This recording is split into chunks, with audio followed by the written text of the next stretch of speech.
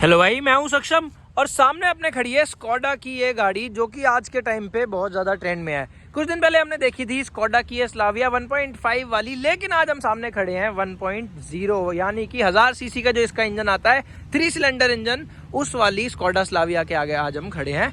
आज मिलते हैं इसके ओनर से और जानते हैं कि जैसे पहले वाले ओनर ने बोला था ना कि मेरे को तो 1.5 इसलिए लेना है कि मेरे को चलाने में मज़ा आता है और बैठ कर वो फील आनी चाहिए, तो आखिर क्यों एक बंदा स्लाविया पे जाता है, वर्टस को छोड़ता है और उसमें भी अगेन 1.5 को छोड़ के 1 लीटर इंजन पर आता है। आज हमारे साथ है दिनेश भाई। दिनेश भाई कैसे हो? सबसे पहले तो ये बताओ। बढ़िया है जी सक्षम भाई, आप आए और आज आकर के आप गाड़ी के बारे में बातें कर रहे हो, बड़ा अच्छा लग रहा है आपके साथ आपके चैनल पे आकर के।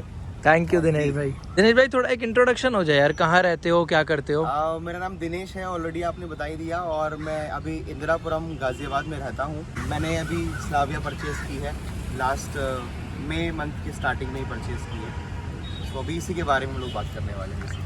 सबसे पहले ये बताओ यार, आपने बोला कि जैसे आपने मई में लिया, इसी मंथ आपने ऑलमोस्ट लिया या 1 महीना हो चुका है ऑलमोस्ट, तो आपने क्या लेते हुए कोई और गाड़ी नहीं देखी, या फिर जो सबसे बड़ा क्वेश्चन रहता है कि आपने वर्टस देखी तो छोड़ी क्यों? सक्षम भाई, क्योंकि जो भी लोग कार की नॉलेज रखते हैं उनको शायद पता होगा स्कोडा एंड फॉक्सवैगन एक ही ब्रांड है ऑलरेडी, क्योंकि एक ही प्लेटफॉर्म पे दोनों कारें बन रही हैं।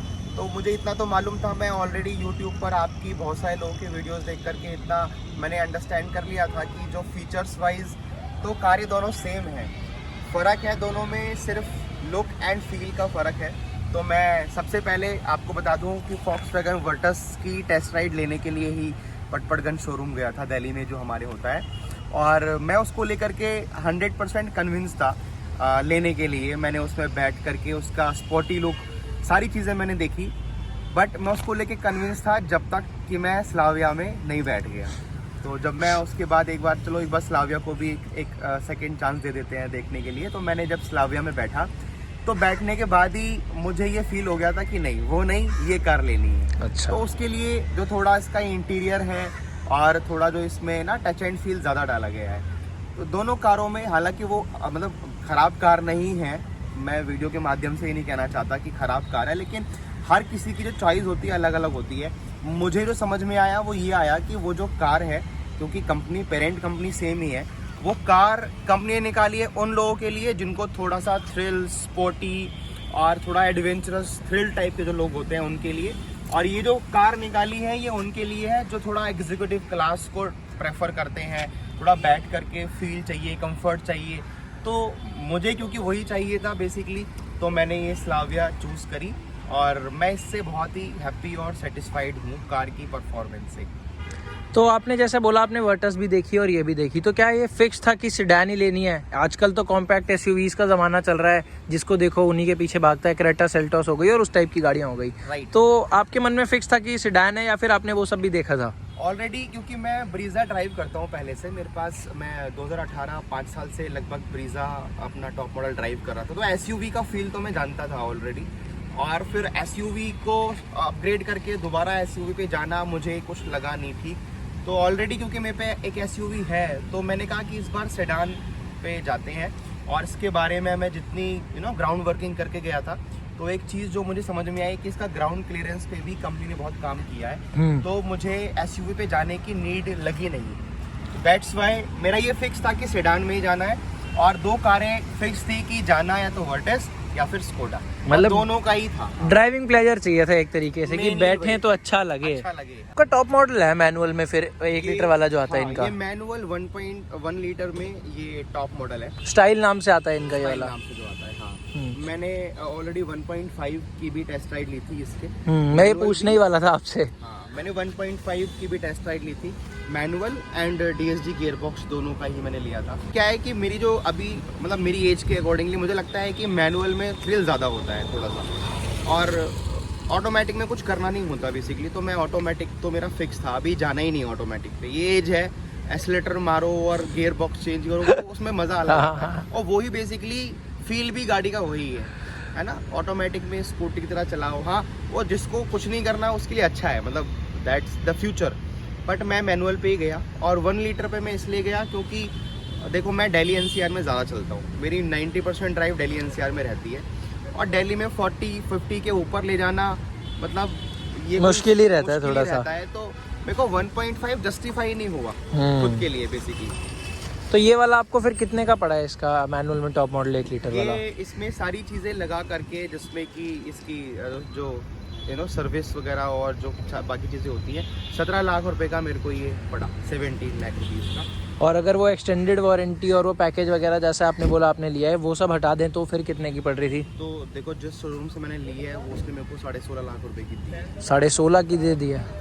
कोई वेटिंग वगैरह भी कराई है या नहीं? मतलब जनरली मेरे को लगता नहीं कि स्कोडा पे कोई वेटिंग होती है। हाँ, अगर कोई ऐसा कोई स्पेसिफिक कलर आप चूज करते हैं जो अभी शायद अवेलेबल नहीं है, तो आपको 10-15 दिन का वेटिंग हो सकती है। मेरे को तो इंस्टेंट मिल गई थी। बाकी मैं देख रहा हूँ स्लाविया में ये वाला कलर काफ़ी ज़्यादा चल रहा है, क्योंकि 1.5 वाली भी यही कलर थी और रोड पे भी जो दिखती है वो भी ज़्यादातर यही दिखती है। देखो, मेरे पास जो पहले कार थी ना भाई, मेरे पास वाइट कलर की ब्रीजा थी, मतलब है ऑलरेडी, लेकिन मेरे को ब्लैक लेनी थी। अब मैं गया तो मैंने सीधा बोला मेरे को ब्लैक दिखाओ इसका, तो उन्होंने बोला ब्लैक तो नहीं है, ये कलर होता है कार्बन स्टील कलर बोलते हैं इसको।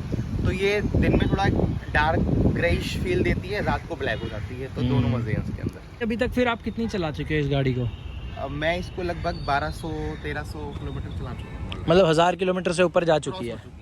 तो आपकी वो सर्विस जो 1000-1500 किलोमीटर पे होती है उस पर चले गए हो क्या या अभी नहीं? अभी तो नहीं गया। तो मतलब अभी तक आपको पता नहीं है कि आफ्टर सेल्स कैसी है? वैसे जनरली अच्छी होती है स्कोडा की। मैं एक बार इसको सर्विस स्टेशन पे लेके जा चुका था। ओके। तो एक बार इसमें ना रास्ते में कहीं पे नॉइज आई कहीं से पीछे से, तो मैंने कॉल किया शोरूम पे, तो उन्होंने इंस्टेंटली मेरी वहाँ पे सर्विस सेंटर पे अपॉइंटमेंट फिक्स कर दी। मैं लेके गया, उन्होंने इसको अच्छे से चेक किया, इसका एग्जामिन किया, रोड टेस्ट भी किया और लिफ्ट करके भी इसको देखा करके देखा। तो उन्होंने बोला कोई प्रॉब्लम नहीं है, होगी तो आप ले आना, हम लोग देख लेंगे। तो वो मुझे हल्का सा ना डाउट लगा कि कुछ है तो नहीं, तो मैं ले गया था इंस्टेंट इसको। मतलब आप कहिए कि लेने के 2 दिन बाद ही चला गया था इसको लेकर के, पर उसमें फिर कोई प्रॉब्लम नहीं आई जब से, मतलब ऐसा कुछ लगा नहीं। लेकिन ये है कि जैसे आपने रिक्वेस्ट अपनी बुक करवाई और उन्होंने एकदम से इमीडिएट एक्शन लिया, तो कहीं ना कहीं मन को संतुष्टि रहती है कि हाँ आफ्टर सेल्स अच्छी है। बिल्कुल, सर्विस पार्ट बहुत अच्छा है। तो after sale service is very important ना। बिल्कुल, लेकर के इंसान परेशान हो जाए। कार तो एक बार लेनी है, बार बार चक्कर तो वर्क स्टेशन के ही लगने हैं, चाहे सर्विसिंग हो या कोई भी दिक्कत हो। 1200 किलोमीटर में गाड़ी ने क्या माइलेज निकाल के दिया? एक बार अंदर बैठ जाते हैं, थोड़ी सी बारिश क्योंकि शुरू हो गई है, अंदर बैठ के बातें करते हैं।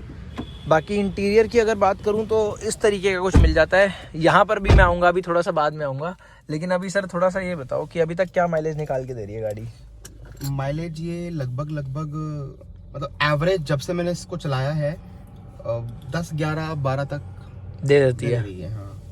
तो इतने मेरे को लगता है कि ठीक है। फिर अगर सिटी में 10, 11, 12 दे दे तो डीजल में तो मेरी पुरानी कार है वो 20, 22 का भी एवरेज दे देती थी। अब वो तो आपको फिर छोड़ना ही पड़ेगा, वो क्योंकि छोड़ना पड़ेगा। हाँ, एक आदत बिगड़ जाती है आदमी की जब वो डीजल चलाता है कि बस उसमें तो डलवाओ और फिर भूल जाओ, आराम से चलती जाएगी। लेकिन पेट्रोल वाली में थोड़ी सी ये रहती है। बाकी इंटीरियर के बारे में बताओ यार थोड़ा सा, ये स्क्रीन कैसी लगती है? क्योंकि मेजर मेरे को यही सुनने में आता है कि भाई ये स्क्रीन बहुत ज्यादा ऐसी चाइनीज सी फील देती है।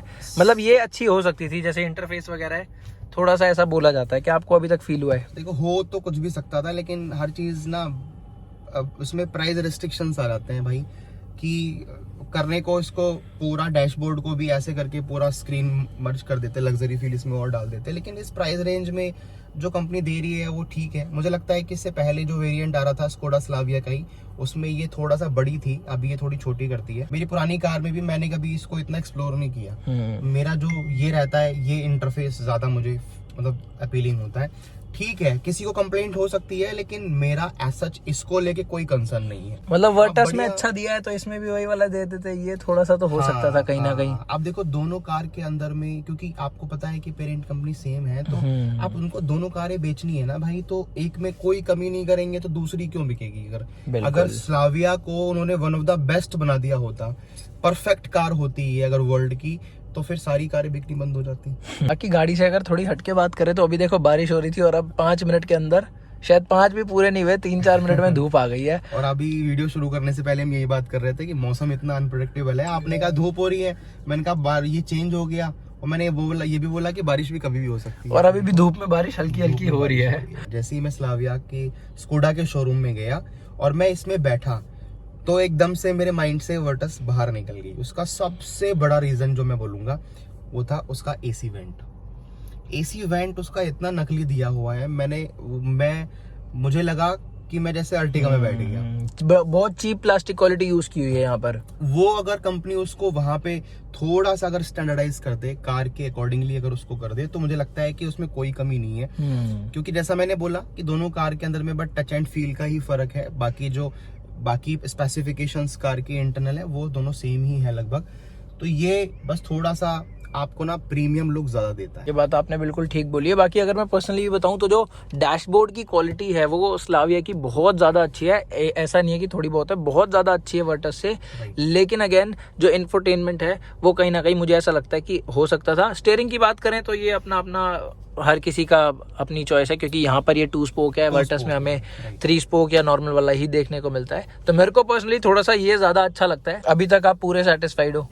मैं इसमें सिटी के अंदर भी और एक लॉन्ग ड्राइव भी नैनीताल तक करके आ गया हूँ। हाईवे पे मैंने ड्राइव कर ली है, तो मैं तो इसकी परफॉर्मेंस से बहुत खुश हूँ। पिकअप भी इसका इतना अच्छा है, मतलब 1.5 लीटर में तो ऑलरेडी फिर वो एक इंजन मतलब नेक्स्ट लेवल पे चला जाएगा। बट 1 लीटर का जो कहते हैं ना कि टॉर्क की है या परफॉर्मेंस इसकी है, जो परफॉर्मेंस है वो बेस्ट है। मतलब आपको फील ही नहीं होगा कि आपको 1.5 लेने की जरूरत है। तो ये था यार पूरा एक्सपीरियंस। दिनेश भाई ने पूरा बता दिया कि क्यों एक आदमी वर्टस को छोड़ के जाता है भाई स्कोडा के स्लाविया पर, उसमें ही 1.5 क्यों छोड़ी और 1 लीटर क्यों ली। बाकी आप लोगों को कैसा लगा आप लोग नीचे कमेंट्स में बताना जरूर। आपको अगर अपनी गाड़ी का ओनरशिप एक्सपीरियंस शेयर करना होगा, अभी स्क्रीन पर आपको एक ईमेल आईडी फ्लैश हो रही होगी, आप वहाँ पर ईमेल कर सकते हो। मिलेंगे और बढ़िया से बात करेंगे, जानेंगे कि आखिर क्या ऐसी चीज़ें हैं जो आपको अपनी गाड़ी में अच्छी लगती हैं और क्या ऐसी चीज़ें जो आपको लगता है कंपनी को सुधार करनी चाहिए थी। चलो ठीक है भाई, इतने ही रखते हैं अपनी आज की इस वीडियो को। यहाँ तक वीडियो देखिए। थैंक यू सो मच भाइयों।